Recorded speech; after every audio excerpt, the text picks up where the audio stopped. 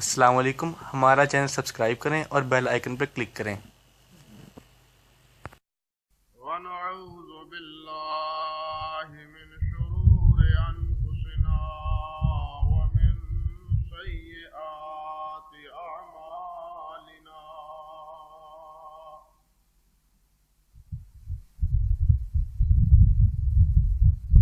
من يهده الله فلا مضل له ومن يضلل فلا هادي له، وأشهد أن لا إله إلا الله وحده لا شريك له، وأشهد أن محمدا عبده ورسوله،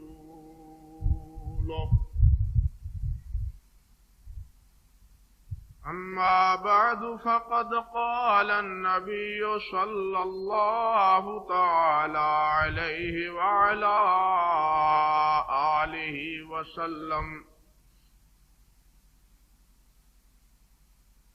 إن خير الكلام كلام الله،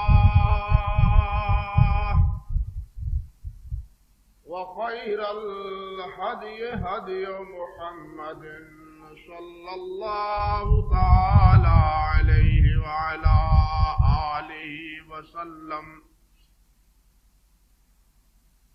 وشر الأمور محدثاتها، وكل محدثة بدعة، وكل بدعة ضلالة، وكل ضلالة في النار. اللهم صل على محمد وعلى آل محمد كما صليت على إبراهيم وعلى آل إبراهيم إنك حميد مجيد. اللهم بارك على محمد وعلى آل محمد كما باركت على إبراهيم وعلى آل إبراهيم إنك حميد مجيد.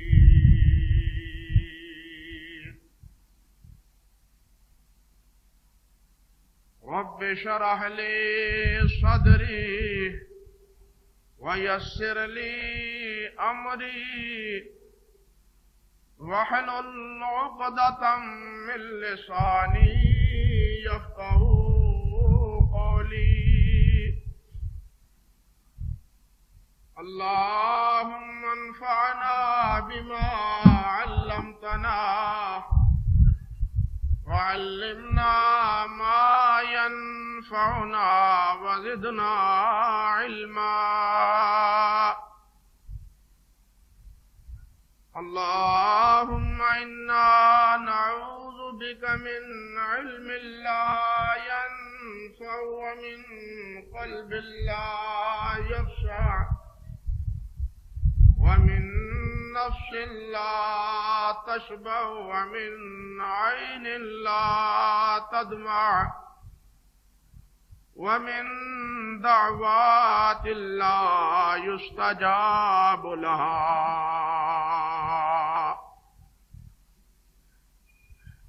أعوذ بالله السميع العليم من الشيطان الرجيم من همزه ونفخه ونفثه.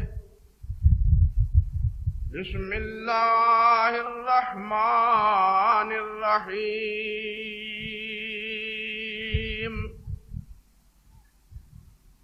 ما كان محمد أبا أحد من رجالكم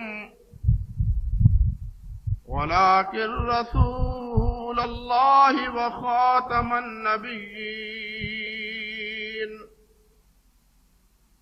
وكان الله بكل شيء عليما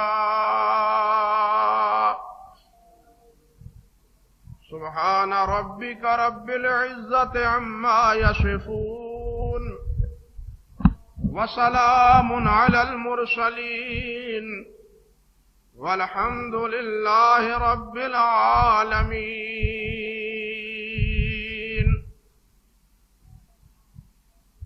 محترم معزز بزرگوں اور عزیز بھائیوں ساتھیوں، میری قابل صد احترام ماں اور بہنوں، مسلسل یہ بات آپ سے عرض کر رہا ہوں کہ اسلام کے بنیادی عقائد میں یہ بات شامل ہے کہ نبی کریم حضرت محمد رسول اللہ صلی اللہ علیہ وسلم اللہ کے آخری رسول ہیں اور قرآن مجید فرقان حمید اللہ ذوالجلال والاکرام کی آخری نازل کردہ کتاب ہے جو قیامت تک کے لیے بنی نوع انسان کی ہدایت کے لیے اللہ نے نازل فرمائی. نہ نبی علیہ الصلوۃ والسلام کے بعد کوئی اور نبی ہے اور نہ ہی قرآن مجید کے بعد اللہ سبحانہ و تعالی نے کوئی کتاب یا کوئی ہدایت کے لیے وحی نازل فرمائی. اس لیے کہ اللہ ذوالجلال والاکرام نے دین کو اپنے حبیب حضرت محمد مصطفیٰ صلی اللہ علیہ وسلم پہ مکمل فرما دیا. حجۃ الوداع کے عظیم الشان اجتماع میں اس بات کا اعلان کر دیا گیا کہ الیوم اکملت لکم دینکم واتممت علیکم نعمتی ورضیت لکم الاسلام دینا، کہ دین کو ہم نے تمہارے لیے مکمل کر دیا ہے، اب اس میں کوئی کمی نہیں. جب دین مکمل ہے اور یہی دین قیامت تک کے لیے باقی ہے، لوگوں کی ہدایت کے لیے، رہنمائی کے لیے یہ دین محفوظ بھی ہے، تو پھر اب آپ کے بعد نہ کسی نبی کی ضرورت ہے اور نہ کسی اور کتاب کی اور وحی کی ضرورت. مگر اس کے بالکل برعکس ہندوستان کے بر صغیر کے قادیان میں پیدا ہونے والے غلام احمد قادیانی نے اس بات کا دعویٰ کیا کہ جس طرح رسول اللہ صلی اللہ علیہ وسلم پہ وحی نازل ہوتی تھی، اسی طرح میرے اوپر بھی اللہ نے وحی نازل کی. معاذ اللہ ثم استغفر اللہ. چنانچہ حقیقت الوحی میں اس کے اپنے الفاظ یہ ہیں کہ میں خدا کی قسم کھا کر کہتا ہوں کہ یہ خدا کا کلام ہے جو میرے اوپر نازل ہوا. یہ دعویٰ امت محمدیہ میں سے آج تک کسی اور نے ہرگز نہیں کیا. امت میں سے کوئی اور فرد اس کا دعویٰ کیوں کرتا کہ نبی علیہ السلام کے بعد کوئی اور وحی بھی کسی پہ اللہ نے نازل کی ہے. مسیلمہ کذاب نے اس کا دعویٰ کیا تھا، لوگوں نے اس کا انجام دیکھا حضرت ابو بکر صدیق رضی اللہ تعالی عنہ کے دور میں، کہ اس کی سرکوبی کے لیے اور اس کی جھوٹی نبوت کو برباد کرنے کے لیے انہوں نے ایک لشکر جرار بھیجا جس کے نتیجے میں وہ مسیلمہ بھی جہنم رسید ہوا اور اس کے ساتھی بھی جہنم رسید ہوئے. وحی کا دعویٰ کرنے والے صحابہ کرام کا ان کے خلاف یہ اقدام اس بات کی برہان اور دلیل ہے کہ نبی علیہ السلام کے بعد اور قرآن مجید کے بعد جو وحی کا دعویٰ کرتا ہے کہ میرے اوپر وحی اللہ ذوالجلال نے نازل کی ہے، مسلمان حکمران کی ذمہ داری ہے کہ وہ اس کی سرکوبی کرے، نہ یہ کہ اس کا تحفظ کرے. تحفظ کرنے کی بجائے چاہیے یہ کہ اس کو برباد خراب کر دیا جائے، ختم کر دیا جائے، صفحہ ہستی سے اس کو مٹا دیا جائے. یہ حکومت کی ذمہ داری ہے، جس طرح کہ حضرت ابوبکر صدیق رضی اللہ تعالی عنہ نے کیا. اللہ اکبر. وحی الہی نہیں، وحی کے ساتھ ساتھ دوسری بات بھی دیکھیے کہ اللہ سبحانہ و تعالی نے قرآن مجید کی تعبیر اور اس کی تشریح اور اس کی تفسیر اپنے نبی حضرت محمد مصطفیٰ صلی اللہ علیہ وسلم کو بتلائی، جس کو خود قرآن مجید نے حکمت کے لفظ سے تعبیر کیا ہے، ایک جگہ نہیں کئی جگہ پر. اور اسی کے حوالے سے رب ذوالجلال والاکرام نے یہ بات ارشاد فرمائی ہے کہ وَأَنزَلْنَا عَلَيْكَ الْكِتَابَ وَالْحِكْمَةَ وَعَلَّمَكَ مَا لَمْ تَكُنْ تَعْلَمْ وَكَانَ فَضْلُ اللَّهِ عَلَيْكَ عَظِيمًا. کہ آپ پہ کتاب اور حکمت نازل کی ہے. اللہ نے آپ پہ کتاب اور انزل اللہ علیک الکتاب والحکمہ، کہ اللہ نے آپ پہ کتاب اور حکمت نازل کی. وَعَلَّمَكَ مَا لَمْ تَكُنْ تَعْلَمْ، جو چیز آپ نہیں جانتے تھے آپ نے اللہ ذوالجلال نے آپ کو اس چیز کی تعلیم دی. وَكَانَ فَضْلُ اللَّهِ عَلَيْكَ عَظِيمًا، فرمایا آپ پہ اللہ سبحانہ و تعالی کا بہت بڑا فضل ہے. یعنی کتاب کے ساتھ ساتھ اس کی تعبیر اور تشریح جو حکمت کے نام پہ ہے، گویا وہ بھی اللہ ذوالجلال نے اپنے محبوب صلی اللہ علیہ وسلم کو بتلائی. اور یہ حکمت وہ ہے جس کے بارے میں اللہ احکم الحاکمین نے ایک جگہ نہیں بلکہ 2-3 جگہ یہ بات بھی ارشاد فرمائی نبی علیہ السلام کے حوالے سے کہ میرے نبی اس حکمت کی قرآن کے ساتھ ساتھ کتاب کے ساتھ ساتھ حکمت کی بھی تعلیم دیتے ہیں. فرمایا یتلو علیہم آیاتہ ویزکیہم ویعلمہم الکتاب والحکمہ. دونوں چیزوں کی اللہ کے نبی علیہ السلام نے تعلیم دی ہے، اللہ کی کتاب کی بھی اور اللہ کی طرف سے نازل کردہ حکمت کی بھی.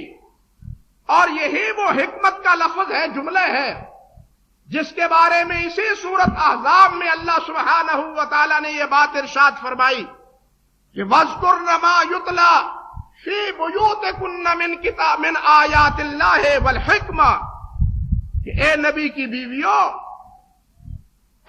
کی بیویوں صلی اللہ علیہ وسلم ورضوان اللہ علیہن اجمعین، وَاذْكُرْنَ مَا يُتْلَى فِي بُيُوتِكُنَّ، کہ تمہارے گھروں میں جو چیز پڑھی جاتی ہے اس کو اچھی طرح یاد کرو.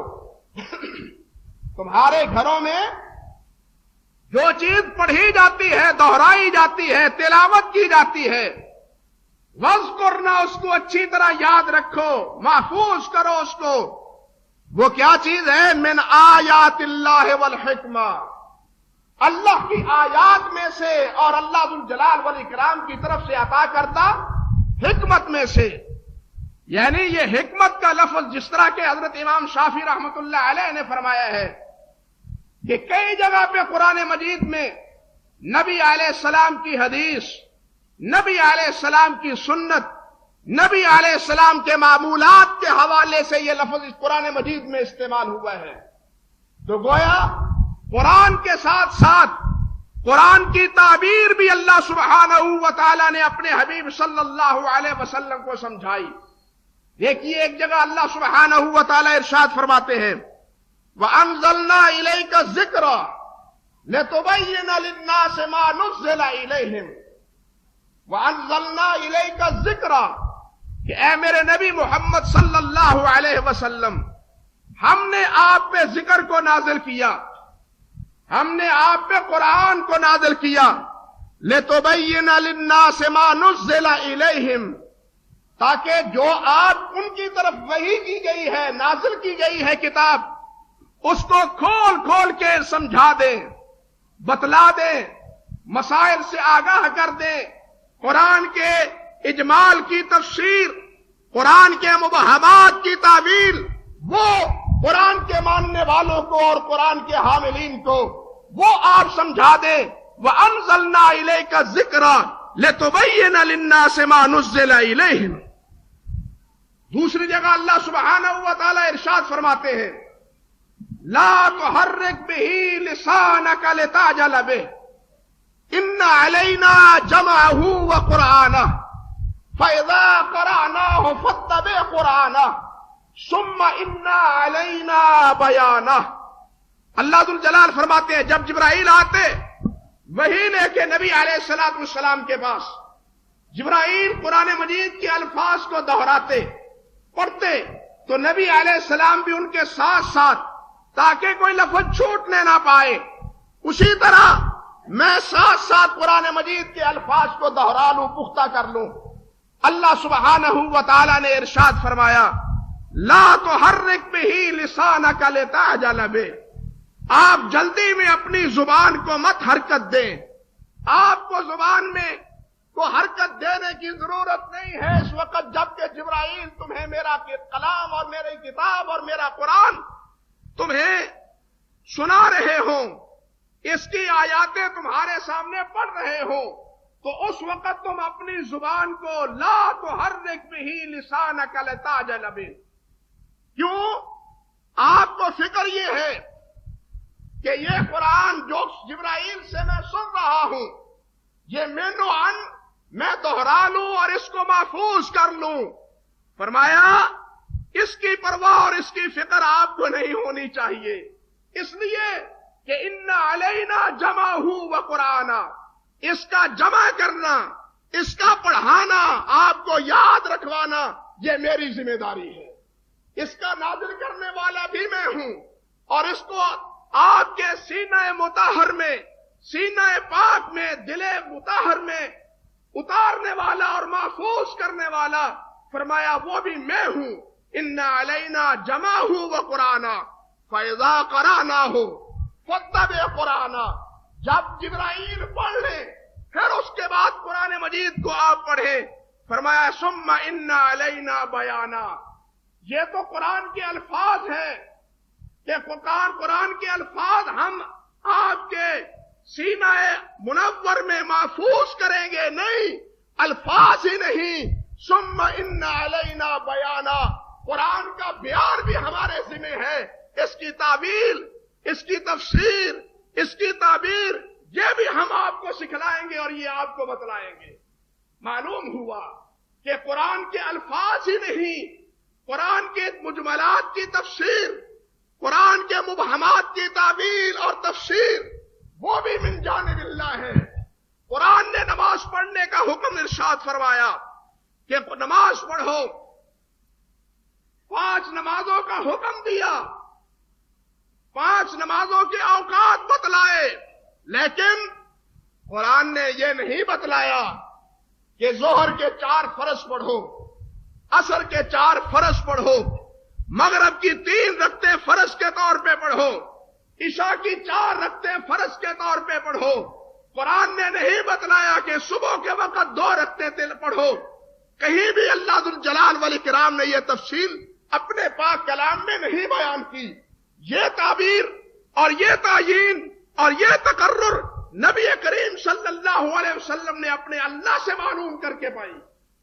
اور اپنے اللہ سے خبر پا کے جبرائیل کے ذریعے امت کو اس سے آگاہ کیا۔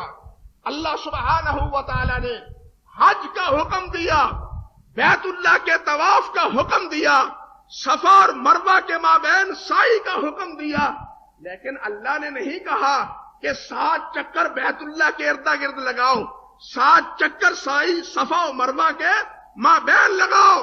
یہ 7 چکر اور 7 دفعہ صفا اور مروہ کے درمیان دوڑنا اور چلنا، یہ بھی تعبیر، یہ بھی تعیین کس نے کی ہے؟ نبی کریم حضرت محمد مصطفیٰ احمد مجتبی صلی اللہ علیہ وسلم نے۔ خلاصہ کلام یہ کہ جتنی بھی اس قسم کی اور اس نوعیت کے اجمالات ہیں، ان تمام کی تعبیرات، اس کی تفصیل اور اس کی تفسیر اللہ کے نبی علیہ الصلوۃ والسلام نے بیان کی، اور فرمایا کہ یہ بیان بھی ثم ان علینا بیانا، کہ یہ بیان بھی میری طرف سے ہے، میرے اوپر میری ذمہ داری ہے کہ قرآن کے بیان کو، اس کی تعویل اور اس کی تفسیر کو آپ کو آگاہ کروں، یہ بھی میرے ذمہ ہے۔ الفاظ ہی نہیں، اس کے معانی اور اس کے مطالب بھی۔ بھائیو، یہی وجہ ہے کہ اللہ سبحانہ و تعالی نے ایک جگہ نہیں، 2 جگہ نہیں، بلکہ متعدد مقام پہ جس طرح اپنی اطاعت اور فرما برداری کا حکم دیا، اس کے پہلو بپہلو اپنے حبیب حضرت محمد مصطفیٰ صلی اللہ علیہ وسلم کی اطاعت اور فرما برداری کا بھی حکم فرمایا۔ چنانچہ ایک جگہ ارشاد ہوتا ہے، فرمایا یا ایھا الذین آمنوا اطیعوا اللہ واطیعوا اللہ واطیعوا الرسول ولا تبطلوا اعمالکم۔ ایمان والو، ایمان کا دعویٰ کرنے والوں، اللہ اور اللہ کے رسول کی اطاعت کرو۔ اطیعوا اللہ واطیعوا الرسول، اللہ اور اللہ کے رسول کی اطاعت کرو صلی اللہ علیہ وسلم۔ ولا تبطلوا اعمالکم، اپنے اعمال کو برباد مت کرو، اپنی دین کے بارے میں منمانی اور مرضی مت کرو، دین کے معاملات میں اپنی پسند ناپسند کو ترجیح مت دو، بلکہ دین کے معاملے میں سراپا تم اللہ اور اللہ کے رسول کی اطاعت اور فرما برداری کرو۔ اگر تم اللہ اور اللہ کے رسول کی فرما برداری کرو گے تو تمہارے اعمال مقبول ہوں گے، اگر تابع داری نہیں کرو گے تو تمہارے اعمال باطل قرار پر آئیں گے۔ ولا تبطلوا اعمالکم، اپنے اعمال کو، اپنی پونجی کو، اپنی محنت کو برباد نہ اور رائے گا نہ کرو کہ کرو بھی، محنت بھی کرو، لیکن قیامت میں نتیجہ صفر قیامت کے دن۔ زندگی بھر نیک اعمال سمجھ کے، کچھ نیک اعمال سمجھ کے نیک کام کرتے رہو، لیکن ان کے کرنے کا میں نے اور میرے حبیب صلی اللہ علیہ وسلم نے حکم نہیں دیا تو وہ نیک عمل نہیں ہے، وہ میری رضا کا سبب نہیں ہے، وہ جنت کے حصول کا ذریعہ نہیں ہے، بلکہ وہ تمام اعمال تمہارے برباد ہیں اور تمہارے لیے جنت جانے کا وہ ذریعہ نہیں بنیں گے۔ اللہ کی رضا اور جنت جانے کا ذریعہ ایک ہی ہے، اور وہ ہے جو میں بتلاتا ہوں اور میرے نبی محمد مصطفیٰ بتلاتے ہیں صلی اللہ علیہ وسلم۔ یہ کیوں ہے؟ ایسا کیوں ہے؟ اس لیے کہ نبی علیہ السلام اپنی طرف سے کوئی بات کہتے ہی نہیں۔ نبی علیہ السلام کی تابع داری کیوں ہے؟ میں یطیع الرسول فقد اطاع اللہ، جو رسول کی تابع داری کرتے ہیں وہ کس کی تابع داری کرتے ہیں؟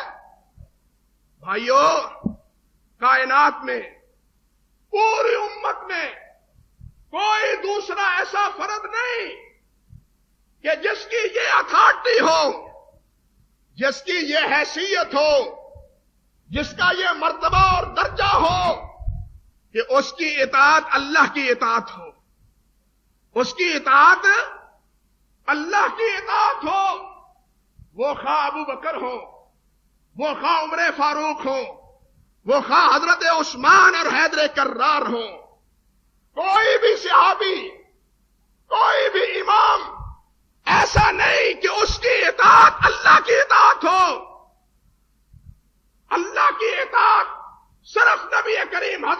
محمد رسول اللہ کی اطاعت میں ہے. من یطع الرسول فقد اطاع اللہ. جو رسول کی اطاعت کرتا ہے وہ اللہ کی اطاعت کرتا ہے صلی اللہ علیہ وسلم. یہ اتھارٹی نبی کریم صلی اللہ علیہ وسلم کی. تفصیل کا موقع نہیں. حضرت سفیان ابن عیینہ تمام امت کے علماء اور فقہاء اور مجتہدین اور صحابہ یہی کہتے رہے, اسی بات سے خبردار کرتے رہے کہ لوگوں اللہ اور اللہ کے رسول کی اطاعت کرو. یہ تمہارے لیے میزان ہے, یہ تمہارے لیے کیا ہے, ترازو ہے. حضرت سفیان فرماتے ہیں هو المیزان الاکبر وعلیہ تعرض الاشیاء کلها. فرمایا کہ یہ ہے سب سے بڑا میزان. اس میزان میں تم اپنے قول و عمل کو تولو. اگر اس میزان پہ تمہارا قول و عمل پورا اترتا ہے تو وہ اللہ کے ہاں قبول ہے. اگر اس میزان پہ تمہارا قول و عمل پورا نہیں اترتا تو وہ تمہارا قول و عمل اللہ کے ہاں مردود ہے, مقبول نہیں ہے.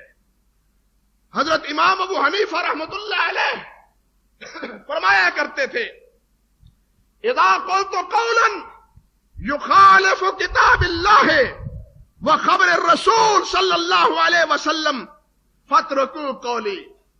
لوگوں اگر کہیں میرا فتویٰ, میرا قول ایسا دیکھو کہ وہ اللہ کی کتاب اور اللہ کے نبی کی سنت کے خلاف ہے تو فرماتے ہیں فاترکوا قولی, میرے فتوے کو چھوڑ دو, میرے قول کو چھوڑ دو.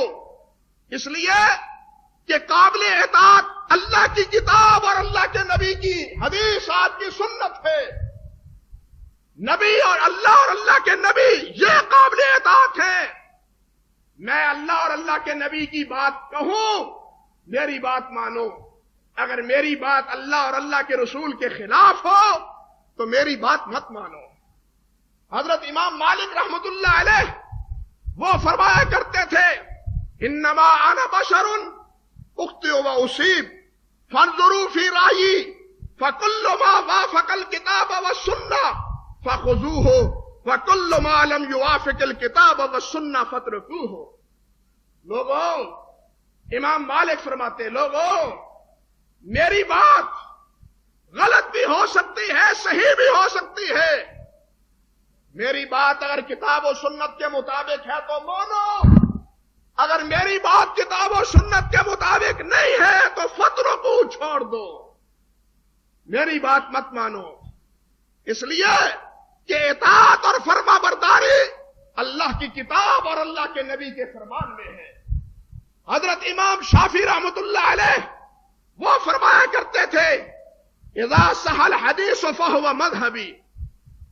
جب کوئی حدیث صحیح ہو وہی میرا مذہب ہے, وہی میرا عمل ہے, وہی میرا فتویٰ سمجھو. امام ربیع ان کے شاگرد فرماتے ہیں سمیت الشافعی روا حدیثا. ہم بیٹھے ہوئے تھے کہ امام شافعی نے ایک حدیث پیش کی, حدیث کے الفاظ پڑھے تو وہاں بیٹھا ہوا فقال له بعض تاخذ به, ایک وہاں بیٹھا ہوا تھا وہ کہنے لگا امام صاحب آپ اس حدیث کے مطابق فتویٰ دیتے ہیں. اللہ اکبر. فرمانے لگے فقال اذا رویت عن النبی صلی اللہ علیہ وسلم حدیثا فلم آخذ به فانا اشهدکم انی عقل قد ذهب ومد یدیہ. اللہ اکبر. فرمانے لگے لوگوں میں جب حدیث بیان کروں اور اس حدیث کے خلاف میرا تمہیں کوئی قول نظر آئے یہ سمجھو کہ میں نے حدیث کے خلاف کیا ہے. اللہ فقالا فلم آخذ به فانا اشهدکم, میں تمہیں گواہ بناتا ہوں, گواہ رہنا کہ ان عقلی قد ذهب وقد مد یدیہ. فرمانے لگے گواہ رہنا ایسا معاملہ ہو جائے تو یہ سمجھنا دماغ شافعی کا نکل گیا تھا سر سے. امام شافعی کا دماغ سر سے इन्ना कली कद ज़हबा, शाफी की मत मारी गई, पंजाबी में शाफी की अकल मारी गई। मैं हदीस की रिवायत करूं और फिर उस रिवायत के खिलाफ करूं, अगर ऐसा मौका देखो तो यह समझो कि शाफी की मत मारी गई है। वह मद्दा यदे, इमाम शाफी ने हाथ इस तरह फैलाए, अल्लाह अकबर। एक कौल उनका यह है, इमाम बहकी ने मनाक़िब शाफ़िई में जिक्र किया। पूछने वाले ने जब यही सवाल किया तो कहने लगे, अब उस्तिफी उस्ती जिन्नारुन अम खरजतो मिनल कूफा अम खरजतो मिनल कनीसा। और क्या समझते हो कि मेरे हाथ में जिन्नार पहना हुआ है, मैं कोई हिंदू हूं? हाँ, अम खरजतो मिनल कनीसा, या मैं किसी गिरजे से निकला हूं कि नबी का फरमान सुनाऊं तुम्हें और फिर उसकी मुखालफत करो? नबी की मुखालफत करके इंसान तो मुसलमान नहीं रह सकता, वो तो फिर यूं समझे जिस तरह के हिंदू हो गया या ईसाई हो गया। इमाम शाफी ये फरमाते हैं। हजरत इमाम अहमद का कौल देखिए रहमतुल्लाह अलैह, वो भी फरमाते हैं कि लोगों, इज़ा सहल हदीस व हुवा मज़हबी, जब हदीस कोई भी सही हो, जो हदीस सही हो वही मेरा मजहब है, वही मेरा अकीदा है, वही मेरी फिक्र है। ये है उम्मत के उलमा की सोच, ये है सहाबा किराम की सोच, बल्कि सहाबा किराम और ताबईन का अमल। अगर मुनासबत बाकी रही तो आइंदा जुमे में मजीद तफसील अर्ज करूंगा, लेकिन किसके बरअक्स आप गौर कीजिए कि उम्मत में गुलाम अहमद वो पहला बदनसीब है जो नबी की हदीस का मजाक उड़ाता है, और वो भी किन अल्फाज के साथ कहता है। तोहफा गोलरविया, पीर मेर अली शाह गोलरवी मरहूम ने किताब लिखी थी गुलाम अहमद कादियानी के खिलाफ, उसके जवाब में उसने तोहफा गोलरविया लिखी। तोहफा गोलरविया में वो लिखते हैं, उलमाए मुखालिफीन को मेरी निस्बत और कोई भी उज़र नहीं वजूद इस बेहूदा उज़र के, जो कि एक ज़खीराए रत्बो याबिस का, अहादीस की रत्बो याबिस का उन्होंने जमा कर रखा है। उनके साथ मुझे नापना चाहते हैं, हालांकि हदीसों को मेरे साथ नापना चाहिए, हालांकि हदीसों को मेरे साथ नापना चाहिए। जो बात मैं कहता हूं, हदीस को मेरे अक़वाल और इल्हामात के तनाजुर में समझना चाहिए। ये नहीं कि तुम अपनी मनमानी में अहदीस पेश करते हो मेरे खिलाफ, मैं तुम्हारी उन बयान करदा और पेश करदा अहदीस को तस्लीम नहीं करता। क्यों? इसलिए कि मुझे तो अल्लाह ने हकम बनाया है, उसके अल्फाज है तोहफा गोलरविया में है। जो शख्स हकम होकर आया है उसको इख्तियार है कि हदीसों के जखीरा में से जिस अंबार को चाहे खुदा से इल्म पाकर कबूल कर ले, और जिस ढेर को चाहे खुदा से इल्म पाके मरदूद करार दे दे। औज़ बिल्लाहि मिनश शैतानिर रजीम। नतीजा क्या है? गुलाम अहमद कहता है कि हदीसों को मेरे अक़वाल और मेरे अमाल में परखो। यह दावा उम्मत में किसी और ने नहीं किया। उम्मत का हर फर्द, हर इमाम, हर मुज्तहिद, हर फकीह, हर सहाबी और ताबई ये कहते रहे, लोगों मेरा मसलक, मेरा मौक़िफ़, मेरा मजहब वो क्या है? वो हदीस है। अगर किसी वक्त हदीस मेरे खिलाफ, मेरे कौल के खिलाफ तुम पाओ तो मेरे कौल को छोड़ दो, हदीस की ताबेदारी करो। लेकिन गुलाम अहमद कहता है कि मेरी ताबेदारी करो, हदीस को छोड़ो।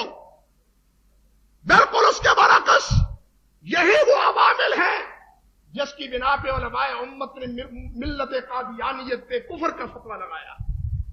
ये ना कुरान मजीद को आखिरी किताब करार देते हैं और ना ही नबी अलैहिस्सलाम के फरामीन को अपने लिए वाजिब ताज़ीम और वाजिब तामील समझते हैं। اللہ اکبر، اللہ اکبر۔